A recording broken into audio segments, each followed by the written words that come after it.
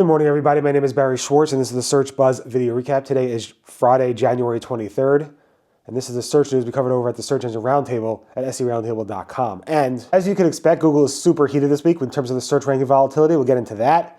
Personal intelligence is now in AI mode within Google Search. ChatGPT is going to roll out ads soon, and new Siri coming in different stages. So definitely stay tuned. There's a lot more to discuss.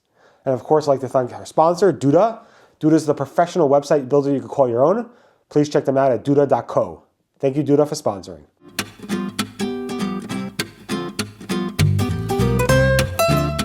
Okay, so after last week's video, I said in the video actually that there was significant volatility happening on Friday. So I did a story after that video late on Friday saying there was volatility. And then on January 21st, I posted another post saying more search ranking volatility is heated up. And that was the beginning of it. Then on the 22nd and today, the 23rd, it's still very, very heated. So there's definitely something significant going on. Google has not confirmed any of these updates yet, but it does feel like maybe Google's testing something because people are literally, the chatter is pretty high. The tools are all showing significant volatility kicking in even on January 23rd. SEMrush is like off the charts. You got SimilarWeb, which is usually calm, Wincher. All the tools are pretty much, not all, but almost all the tools are pretty heated. So there definitely does seem to be something going on with the Google search ranking volatility. So if you are noticing changes with your website, you're definitely not alone. And the big news this week is OpenAI said they will soon be testing ads in ChatGPT. They announced this late on Friday, saying they're going to offer all the privacy and all this other stuff. Basically, advertisers will be able to go ahead and run ads, sponsored ads, at the bottom of the ChatGPT responses. And then actual users can actually interact with those ads as well if they want to. Ads are coming, so whatever response in ChatGPT will not be influenced by ads, they said. Ads are separate and clearly labeled. OpenAI will match the ads to the conversation topics by using some personalized data. What personalization we don't know. Your conversions are private from the advertisers.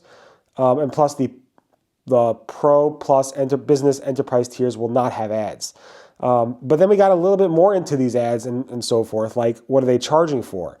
And supposedly initially they're going to be charging on an impression basis, so every time you view an ad, and not on a click basis, which is what typically like Google and so forth charges. So a per click basis is not happening right now. It's going to be every single time the ad's viewed, which again, a lot of people are saying, yeah, of course, because nobody clicks on links in ChatGPT or AI responses. And if you're going to launch these ads, you have to make sure that people click. If people don't click, they're not going to make money. So they're going on an impression basis. Advertisers have to spend about $1 million or so commitments, $1 million commitments to get part of this program. It seems like it's going to be like more manually handled. I guess this is the way they're going to launch it, to see what tools they need to build and so forth.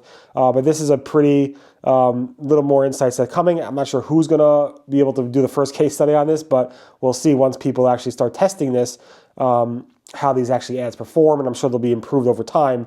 But again, everybody's seeing what's going to happen here and see how it's going to actually lay out.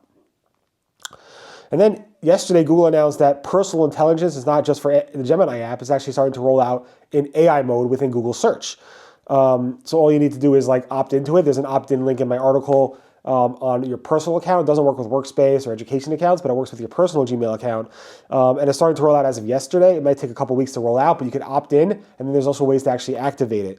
So if you are excited about personalization, which could be pretty cool, it is coming to AI mode in search, but you actually have to opt into it.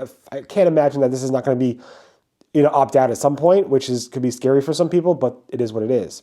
And then also on Google AI Overviews, they're being powered now by Gemini 3 Pro for only complex queries. Initially, Google announced that that's happening like a few weeks ago, and then they pulled back and said, no, it's just AI mode, which is being used, powered by Gemini 3 Pro for complex queries. Now it's also AI Overviews. This is announced by Robbie Stein, so definitely take a look at that. With the ChatGPT ad news, Google had to go ahead and comment basically saying that no, ads are still not coming to the Gemini app. The Google's DeepMind CEO, Super Genius, basically said no, ads are not coming. He said this at the Davos World Economic Forum. And he said, interesting, they've gone for that so early, meaning they're trying to make money so early. Maybe they feel like they need to make more revenue, he said. And of course they do, because again, Google makes tons of money from Google Search, AI mode, AI overviews, not in Gemini app, but they power all that by Gemini. So why can't OpenAI try to generate some revenue from their experiences in their AI. And Google added this Answer Now button to the Gemini app. So if you cannot wait a few seconds to get a response to your query on Gemini, you can say, I just need the answer right now. You click Answer Now, and Google will fall back to a lower quality model, a faster model, and give you an answer right away, as opposed to you having to wait a few more seconds to get a better answer. That was posted by Josh Woodward at Google. And this is weird. Google may show in their AI overviews font strikethroughs. Like, this is not the answer, which is super weird. This is spotted by Kunjal Shawan. He shows this strikethrough within the actual AI overviews, which is super weird. Like, shouldn't AI overviews not give you a false answer? Like, this is not the answer? I'm not sure, but super weird to see that. And then Google also has rolled out the new AI mode fan-out query prompts to narrow down your queries. This is spotted by Sachin Patel. So when you do a search in AI mode, it's going to say, let's narrow that down a little bit and let you select different ways to narrow it down so they can give you a better response. Google announced this several months ago, but now it seems to be rolling out. And then some people are noticing that, we covered this over the years actually, that sometimes the feature snippets look like an AI overview, or an AI overview looks like a feature snippet. And we asked Rajan Patel, the VP of Google Search Engineering, about this, and he says sometimes when an AI overview cannot be generated for one reason or another, it will fall back using feature snippets. But then it looks like an AI overview, but it's not. So he said we're going to actually go ahead and make that a little bit clearer, because it does seem a little bit confusing. So nice spot there as well.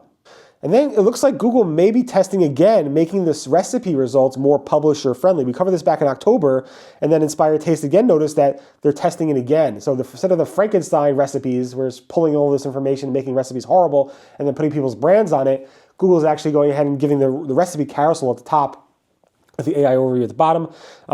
Some people are able to replicate this, not everybody. And then John Mueller again chimed in about the LLMs.txt file, try saying that 2 times fast, where basically Google does not endorse it. Somebody asked, hey, Google has it on this page or this site. So go back to history, basically Google, they updated their CMS and they added it to all the pages, and Google's John Mueller removed it from the search developer docs. That being said, John Mueller said no, it's not an endorsement from Google Search just because it's on some of the developer docs. It's not something that the Google endorses or that is used for Google Search or Google's AI. And he said, actually said later, if it will, they will announce it, but right now they don't. And then Google's John Mueller also warned about hosting on free subdomain hosts. Basically, there's a lot of spam and low effort content on those sites, so don't go ahead and just invest in a real domain name, your own domain name, a real domain name, the full domain name, and not host on a subdomain of a free hosting company, because there's a lot of spam and junk out there. It could hurt you. And then John Mueller also said that linked comment spam will not hurt you both in a negative or will not help you in a positive way. John Mueller said these links have no effect. They're from spammers dropping links into comments. These would not have any effect, positive nor negative, on your website. And John Mueller has been saying this for years and years. So don't worry about link spam. Of course, you want to clean it up for your users and don't let people just spam your comments, but you definitely don't have to worry about them hurting you in the short term or long term. And then Google's local service ads in their verified section added more qualifiers and details. This is spotted by Anthony Higman, who posted screenshots showing that it's showing number of recent bookings, past background check, past license check, and has a business insurance thing. So again, he's not a fan of this. I think it's pretty good for the user's perspective, but we will see. Apple is going to be releasing new iOS versions, one this year, I think, and one next year maybe, or later this year. In iOS 26.4, there'll be a new version that looks exactly like Siri and acts almost exactly like Siri, but powered by Gemini, Google's Gemini. And then with iOS 27 at the end of this year, probably around September time, Google will release a version codenamed Campos, which will be a whole redesign, powered by Gemini and so forth. It's going to be a brand new Siri, so we're looking forward to that. But there'll be 2 releases according to Mark Grumman at Bloomberg. Apple's supposedly working on a wearable pin, an AI wearable pin. This is reported by The Information, and it's an AirTag size AI wearable pin with cameras, speakers, microphones, and wireless charging that could be released as early as 2027. So we'll see what happens with that. And finally, Google, to no surprise, will be appealing the search monopoly ruling. Google announced that late Friday afternoon. And during that appeal, Google asked to pause any remedies with that. We actually posted about the filings also of those remedies, including a filing by Elizabeth Reed on the Google search side of how these remedies will hurt Google and searchers, and also on the ad side, how that would hurt users and searchers. So definitely take a look at that as well. Everyone have a great, safe weekend. See you guys soon. Thanks again to Duda for sponsoring. Definitely check them out at duda.co.